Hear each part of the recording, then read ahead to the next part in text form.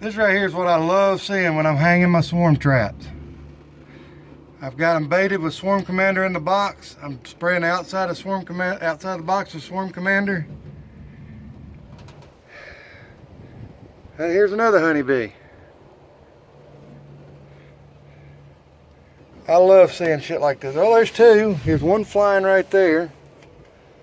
Between the boxes having Swarm Commander in it, and I guess this brood comb sitting here that I took out of a box at my outyard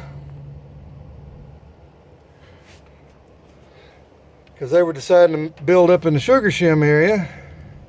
This is awesome. I'm not going to show you where I put the swarm trap because I've got people around me that's trying their best to trap, and I don't want them to see where the trap's at.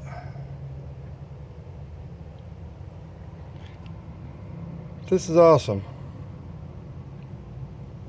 That's what you want to see, folks, when you're putting out your swarm traps, though. You want to either note, wait, get out of me here. You want to know that there's bees where you're putting your swarm traps. They're just investigating. I don't know where that other one that was flying went to, but yeah, I've already got 2 traps out. Obviously got 4 more to go.